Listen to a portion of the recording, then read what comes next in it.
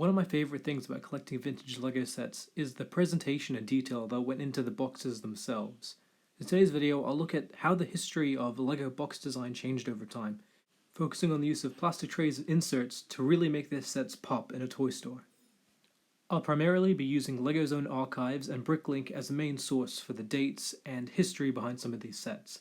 LEGO's history started with wooden toys in garages. These were a sort of storage in themselves, and usually they were used as part of the play experience. Each of the HO scale cars came in their own small container, and you could also combine it with your LEGO bricks to create your own little worlds. We'll start back at the very first sets that had boxes. These were the first sets to include binding bricks from the 40s and 50s.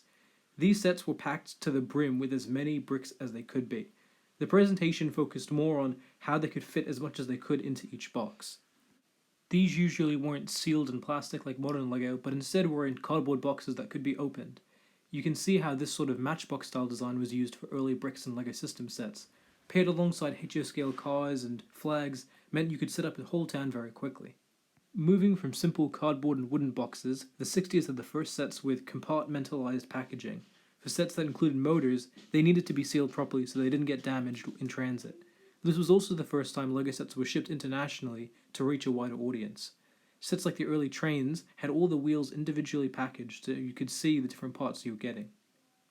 Through the 70s, most sets did not have this type of packaging. Instead, they had smaller boxes inside to hold different parts of the set.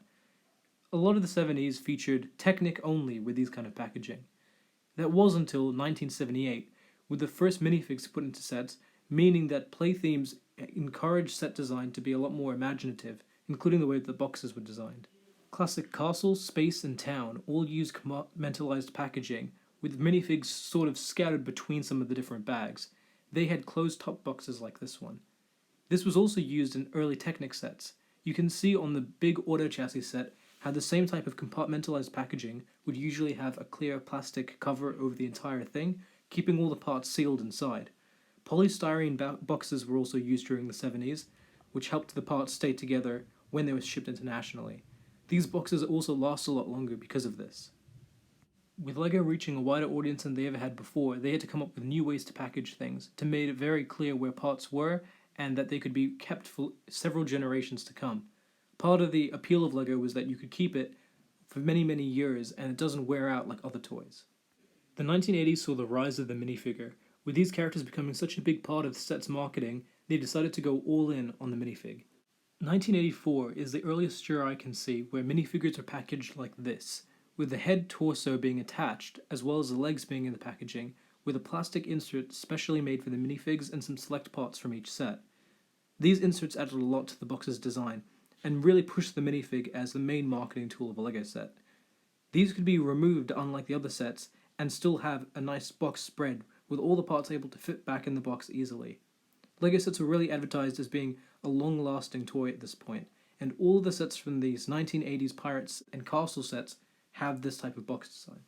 This is really where the second-hand market for LEGO booms, and sets with these kind of boxes are worth a lot. Pirates, Town, and Space eventually followed the lead of Castle and adopted the same type of box design all throughout the 80s. Duplo as well as Technic had already been doing this long before Castle and Pirates caught up. These sets were meant to advertise to people that were a lot younger or a lot older than the typical target audience. Even though it doesn't seem like it, these two Technic sets were actually released 7 years apart, despite looking like they're from the same wave on the outside. LEGO continued using these boxes into the 90s, with even small sets like this LEGO System Light set being able to use this plastic tray and drawer to help advertising. A lot of the smaller sets didn't use this type of packaging, but the larger ones use it to great effect, especially the themes that were set in space. The neon 80s backdrops and alien backgrounds really help make these sets stand out, and almost look better in the box. You can still see the sealed bags from the 90s in this Spyro set, with the full inner plastic tray and figures. As the 90s progressed, the set's packaging relied more and more on the inner plastic tray, with some of these Pirates and Aquanaut sets looking incomplete without them. By the end of the decade and into the early 2000s, LEGO had experimented with a lot of themes, including Galador, Clickets, and a lot of other themes that struggled a lot. These themes relied heavily on bizarre and out-there packaging, including the Galador ones especially. In the 2000s, the success of themes like Bionicle and City that had very simple and cut-back designs compared to older themes started to sell really well, As well as the need to become more environmentally sustainable, LEGO started to slowly phase out this kind of packaging, with window compartments and an opening flap completely eradicated by the year 2010.